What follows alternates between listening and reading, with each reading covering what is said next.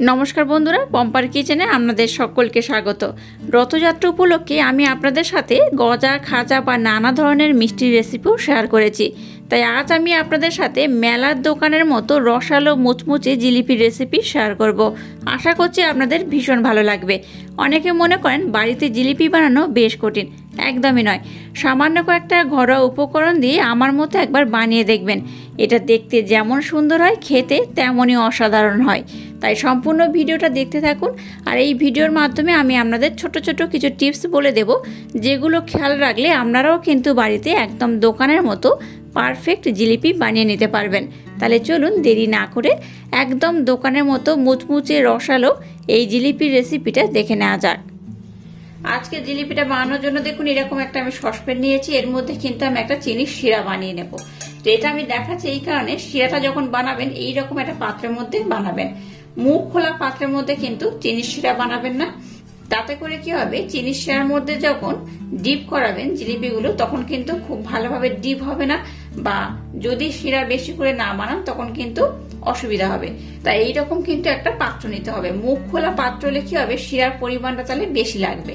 আর এইরকম পাত্র হলে কি হবে, শিরার পরিমাণটা কম হলেও জিলিপিগুলোকে কিন্তু আপনারা ডিপ করাতে পারবেন। তো যাই হোক, এইরকম একটা পাত্রের মধ্যে আমি দিয়ে দেবো এই বাটির মাপ করে 2 বাটি চিনি। চিনির পরিমাণটা কিন্তু অবশ্য ঠিক রাখবেন। চিনি আর জলের মাপটা একদম ঠিকঠাক দিলে তবে কিন্তু জিলিপিগুলো খুব সুন্দর হবে। আরো 1 বাটি চিনি আমি দিয়ে দিলাম। এখানে দেখুন মোট আমি এই বাটির মাপ করে 2 বাটি চিনি দিলাম, আর এই বাটির মাপ করে 1 বাটি জল দিতে হবে। আমরা ন্যাচারাল কি করি, 1 বাটি চিনি দিলে 2 বাটি কিংবা 1.5 বাটি জল দিই, কিন্তু যখন জিলিপি বানানো হবে তখন কিন্তু তার শিরার অনুপাতটা একটু আলাদা হয়। চিনি যতটা নেবেন তার অর্ধেক জল নিতে হবে। এই বাটির মাপ করে যেহেতু এখানে আমি 2 বাটি চিনি নিয়েছি, তাই এই বাটির মাপ করে এখানে 1 বাটি জল নিতে হবে। এখানে আমি দিয়ে দেবো এলাচ পাউডার একদম সামান্য পরিমাণে। এবার দেখুন গ্যাসটা জেলে দিয়ে সসপ্যানটা আমি বসিয়ে দিয়েছি।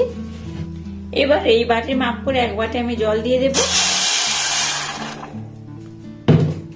এবার এখানে আমি একটা শিরা বানিয়ে নেব আর চিনিটাকে একটু ভালোভাবে মেল্ট করে নেব।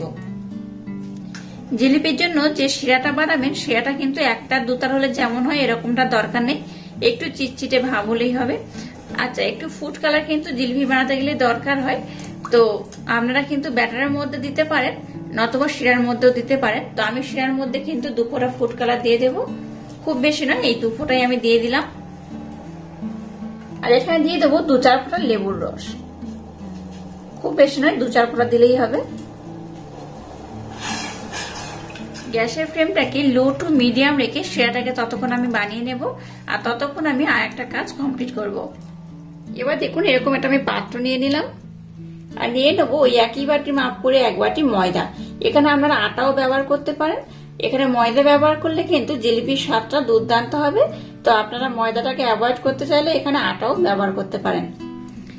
এবার নিয়েছি একটা ইনোর প্যাকেট। এর মধ্যে আমি একটা গোটা সম্পূর্ণ ইনোর প্যাকেট আমি দিয়ে দেব।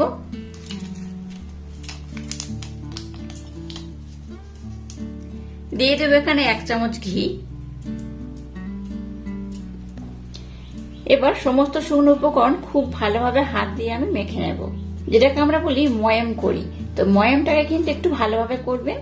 এই সমস্ত উপকরণ দিয়ে এটাকে খুব ভালোভাবে ময়াম করবেন, করলে দেখবেন জিলিপিগুলো বেশ মুচমুচে হবে আর খুব খাস্তা হবে। জিলিপির মধ্যে মিষ্টির স্বাদটা যাতে দ্বিগুণ হয় তার জন্য দেখুন এখানে আমি একদম সামান্য পরিমাণে লবণ ব্যবহার করলাম। যে কোনো মিষ্টি জিনিসে একটু লবণ দিলে মিষ্টির স্বাদটা কিন্তু বেশ বেড়ে যায়, তাই একটু এখানে আমি লবণ ব্যবহার করলাম। এবার এখানে দিয়ে দেবো জল। জল একেবারে খুব বেশি দেবেন না, অল্প অল্প দেবেন। এটাকে খুব ভালোভাবে মিক্স করবেন। যেহেতু এখানে আমি ইনো ব্যবহার করছি তাই ব্যাটারটা কিন্তু বেশ হালকা মনে হবে। যখন মিক্স করবেন বুঝতে পারবেন খুব হালকা মনে হবে। আর এইরকমই ব্যাটারটা কিন্তু দরকার। আর ব্যাটারটার ঘনত্ব কিন্তু খুব পাতলা হবে না, আবার খুব ঘন হবে না। আর এই ব্যাটারটাকে মিনিমাম 7 থেকে 10 মিনিট সময় ধরে কিন্তু এইভাবে ফেটিয়ে নিতে হবে।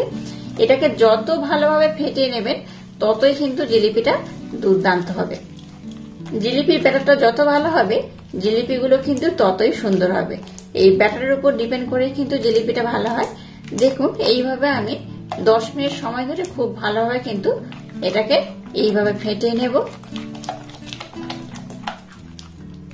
এই দেখুন ঘনত্বটা কিন্তু এর থেকে আর বেশি পাতলা হবে না, এইরকমই হবে। যাই হোক, এটাকে আমি 7 থেকে 10 মিনিট সময় ধরে খুব ভালোভাবে ফেটিয়ে নেব। তারপর আমি আপনাদের দেখাচ্ছি ঘনত্বটা কেমন হবে। দেখুন 7 থেকে 10 মিনিট সময় ধরে এটাকে আমি খুব ভালোভাবে কিন্তু ফেটিয়ে নিয়েছি। আর ঘনত্বটা কেমন হয়েছে দেখুন, এইরকমই হবে, খুব পাতলা নয় আবার খুব ঘন নয়। যেমন আমরা কেকের ব্যাটার বানাই ঠিক সেই রকমই হয়েছে, দেখতেই পাচ্ছেন। তো যাই হোক, জিলিপি বানানোর জন্য ব্যাটারটা আমার একদম রেডি হয়ে গেছে। গ্যাসের ফ্লেমটাকে লো টু মিডিয়াম রেখে আমি দেখুন শিরাটাকে বানিয়ে নিয়েছি। আর শিরাটা কেমন হয়েছে দেখুন, একটু হালকা চিটচিটে ভাব হলেই হবে। এই দেখুন, খুব তারের সৃষ্টি হওয়ার দরকার নেই, একটু চিটচিটে ভাব হলেই হবে। শিরাটা আমার একদম রেডি হয়ে গেছে। এবার শিরাটাকে ঢাকা দিয়ে আমি রেখে দেব। এবার দেখুন জিলিপিটা বানানোর জন্য এরকম একটা ফ্রাই প্যান বসিয়ে দিয়েছি। আচ্ছা, এখানে আপনারা কড়া ব্যবহারও করতে পারেন, তবে ফ্ল্যাট কোনো যদি যেরকম পাত্র নেন তাহলে কিন্তু খুব ভালো হয়। একটু এইরকম নিচু পাত্র, একটু মুখ খোলা পাত্র হলে কিন্তু জিলিপিগুলো ভাজতে বেশ সুবিধা হয়। তার জন্য দেখুন এরকম একটা আমি পাত্র নিয়েছি। আর এর মধ্যে দিয়ে দেবো তেল।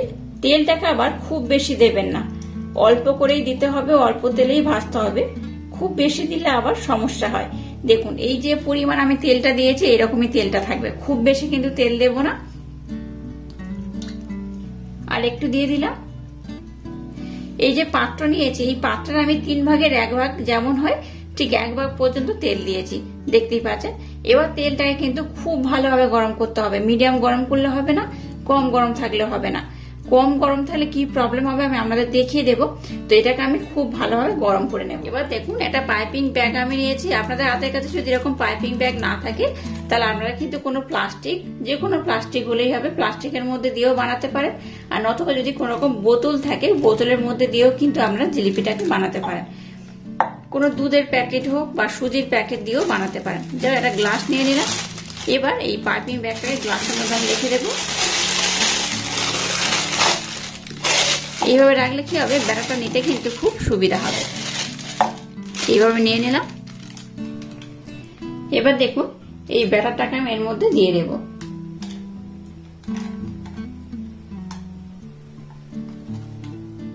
আমি সম্পূর্ণটা একসাথে দিয়ে দেবো, যেহেতু আমি অল্প করে বানিয়েছি।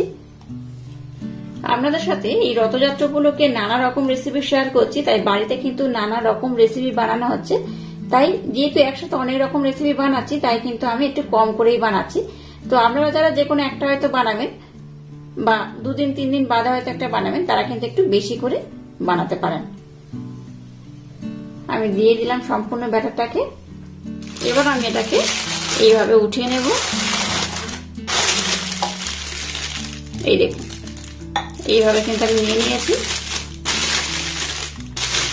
আর এই মুখটাকে এইভাবে আমি একটু মুড়ে নেব এই পজিশনে। এবার একটা দেখুন আমি এরকম গার্ডার লাগিয়ে দেব। আমরা গার্ডার না লাগিয়ে হাতের মাধ্যমে ধরেও দিতে পারে, একটা গার্ডার লাগিয়ে দিলে সুবিধা হয়, ব্যাটারটা অপর দিকে আসতে পারে না। এবার দেখুন এই যে মুখটা আছে দেখতে পাচ্ছেন, আমি একদম অল্প করেই কাটবো। আপনারা যদি মনে করেন একটু সরু করে জিলিপিটা বানাবেন তাহলে একদম ছোট্ট করে কাটবেন, আর যদি মনে করেন একটু মোটা করে জিলিপিটা বানাবেন তাহলে একটু বড় করে কাটবেন। কেটে কিন্তু এটাকে দিতে হবে। তো আমি আপনাদের দেখিয়ে দেবো, চলুন এগুলোকে এবার ভেজে নেব। এবার আমি একটা দিয়ে দেখাচ্ছি, দেখুন তেলটা ঠিকঠাক ভাবে গরম হয়েছে কিনা। এই দেখুন ছোট করে আমি দেখাচ্ছি। দেখুন এটা তেলের মধ্যে ভেসে ওঠেনি, মানে দেখুন তেলটা কিন্তু মিডিয়াম গরম হয়েছে। মিডিয়াম গরম হলে কি প্রবলেম হয়, মিডিয়াম গরম হলে এই জিলিপিগুলো কিন্তু নিচের দিকে চ্যাপটা হয়, একদম কিন্তু ফুলে যায় না, একটু চ্যাপটা হয়। প্রথমে তেলটাকে খুব ভালোভাবে গরম করতে হবে, আর যখন জিলিপিগুলো ছাড়বো তখন কিন্তু একদম লো করে দিতে হবে। দেখুন আমি দেখাচ্ছি, দেখুন এই দেখুন নিচের পোর্শনটা কিন্তু একটু চ্যাপটা হয়ে যাবে। এই দেখুন খুব কিন্তু ফোলেনি, দেখতেই পাচ্ছেন। এবার আমি তেলটাকে খুব ভালোভাবে গরম করে নিয়েছি। আবার একটা দিয়ে দেব।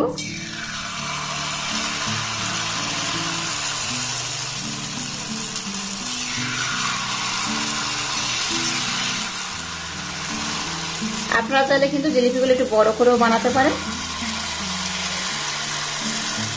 এই দুটো ভাজা হয়ে গেছে, এটাকে আমি উঠিয়ে নেব। দেখুন কত সুন্দর কালার হয়েছে।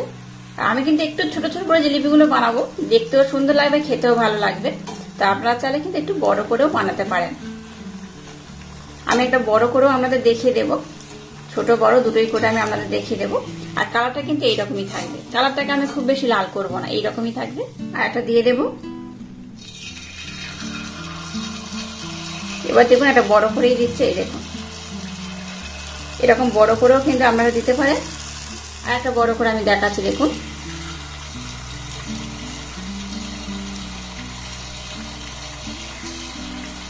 এইভাবেও কিন্তু বড় বড় করে বানাতে পারেন। দেখলেন তো, আপনারা কিন্তু বড় ছোট যার যেমন পছন্দ করতে পারেন। আর এটাকে এইভাবে চিকন করেও বানাতে পারেন। চিকন মানে বুঝতেই পারছেন, এখন ছোট ছোট করে সুন্দর করে একদম সরু সরু করে জিলিপিটাকে বানাতে পারেন, আবার একটু মোটা করেও বানাতে পারেন। পাইপিং ব্যাগটা যেমন কাটবেন তার উপর ডিপেন্ড করে কিন্তু জিলিপিগুলো ভাজা হবে, আর দেখতেও সেই রকমই হবে। আমি কিন্তু একটু শৌখিন করেই ভাজছি, যেহেতু বাড়িতে ভাজছি, দেখতেও সুন্দর লাগবে। আর অনেকে কিন্তু একটু মোটা জিলিপি খেতে পছন্দ করেন না, এইভাবে জিলিপি বানালে বেশি ভালো লাগে, বেশি মুচমুচে করে। তো আপনারা চাইলে আপনাদের মনের মতো করে কিন্তু এই জিলিপিগুলো বানাতে পারেন। দেখুন যেগুলোকে আমি ছোট ছোট করে বানিয়েছিলাম সেগুলো কিন্তু অলরেডি চিনির শিরাটাকে অ্যাবজর্ব করে নিয়েছে, দেখতেই পাচ্ছেন। যে ছোটগুলো দিয়েছিলাম সেগুলোকে আমি উঠিয়ে নেব। আবার আমি দিয়ে দিলাম, দেখুন সবগুলোকে আমি একটা করে ভাজছি আর দিয়ে দিচ্ছি।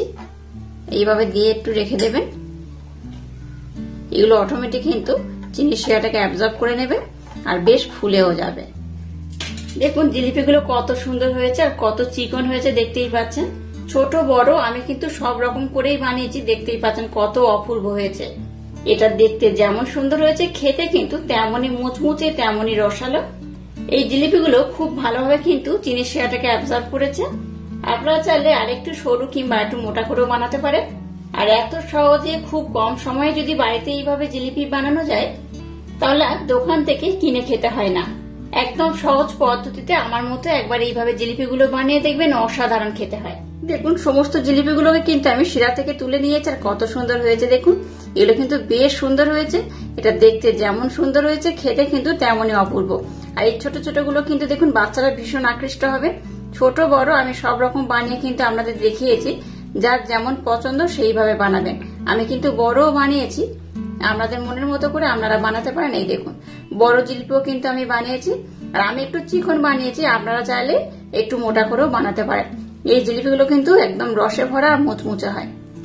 এই দেখুন দোকানে যেমন হয় ঠিক সেই রকম। আর শিরার মধ্যে দেখুন, এই দেখুন, আর এই দেখুন জিলিপির মধ্যে খুব ভালোভাবে শিরাটা চলে গেছে, দেখতেই পাচ্ছেন। আমি দেখাচ্ছি দেখুন, এই দেখুন। আর আজকের এই একদম সহজ পদ্ধতিতে জিলিপির রেসিপি যদি আপনাদের ভালো লাগে, তাহলে চ্যানেলটাকে লাইক, শেয়ার, কমেন্ট এবং সাবস্ক্রাইব করবেন। আর পাশে থাকা বেল আইকনটা প্রেস করে দেবেন। তাহলে টাটা, আবার দেখা হচ্ছে নতুন কোনো রেসিপি নিয়ে।